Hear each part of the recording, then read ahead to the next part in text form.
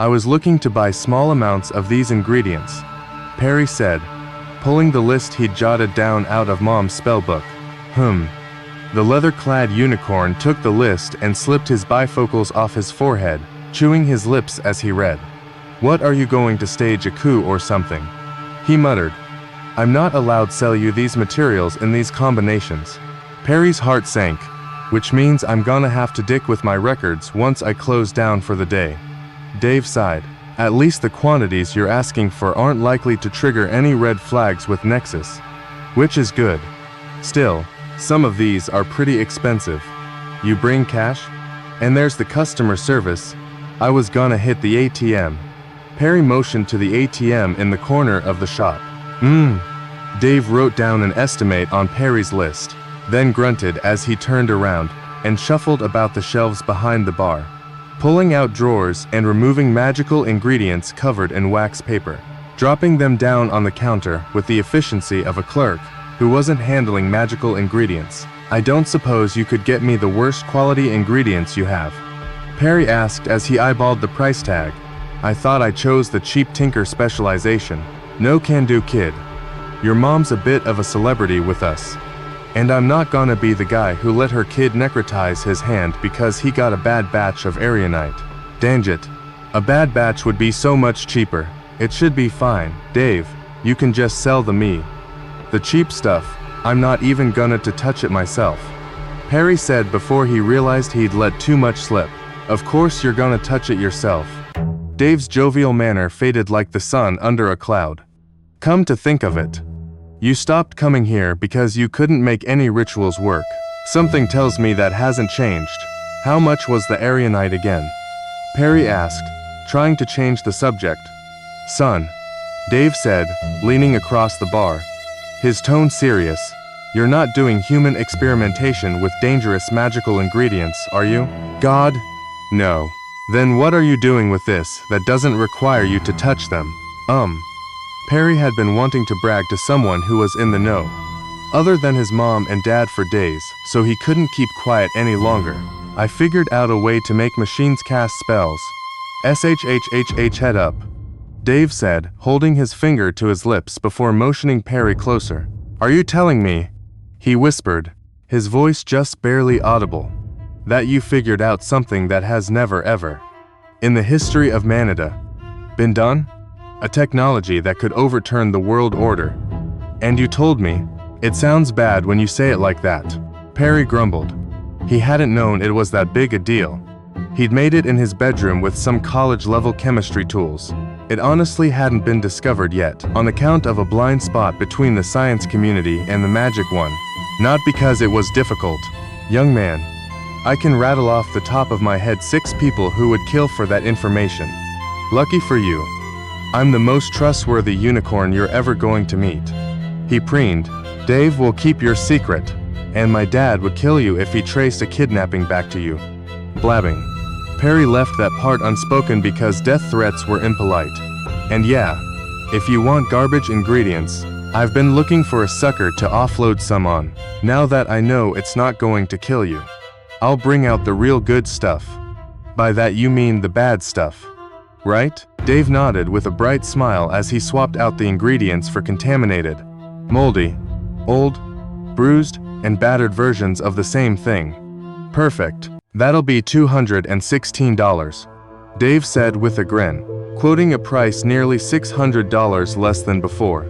Thanks, Perry said, tapping his card on the ATM, entering the amount and coming back to the counter with the cash. Just promise me, if you grow an extra head or lose a limb, you'll tell your mom you got it from somewhere else.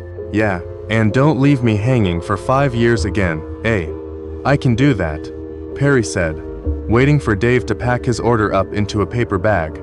As Dave was handing the bag over to Perry, the bell on the front door rang, signaling another customer. Nobody move, a woman shouted, her voice a bit hoarse. Perry and Dave froze in place. Glancing over at the front door, it was a mutant woman whose skin was smooth.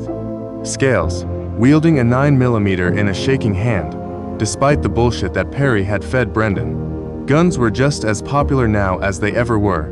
While they didn't work for shit against supers, They were still terrific at intimidating civilians, while they were civilian adjacent. Perry and Dave were not civilians. Perry glanced between Dave and the armed mutant woman. A sense of righteous anger and the desire to protect the helpless citizen grew in his chest. This seems like a really dumb idea. My weakness is a third bullet. Perry hadn't even gotten around to testing it yet. He wasn't exactly raring to go shooting himself. Listen, lady, Perry said, stepping between her and Dave.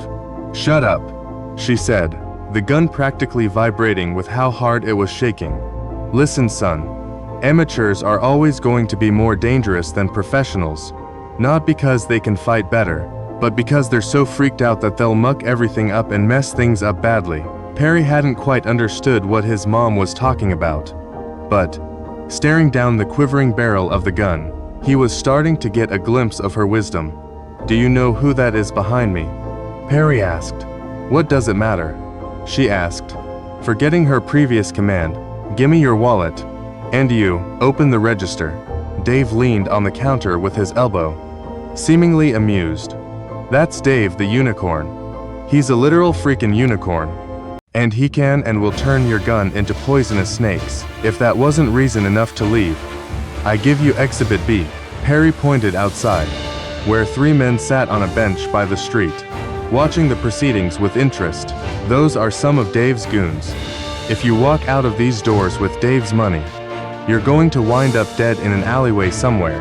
Perry looked past the gun into the woman's eyes. I'm trying to save your life. Here, ma'am. I don't believe you.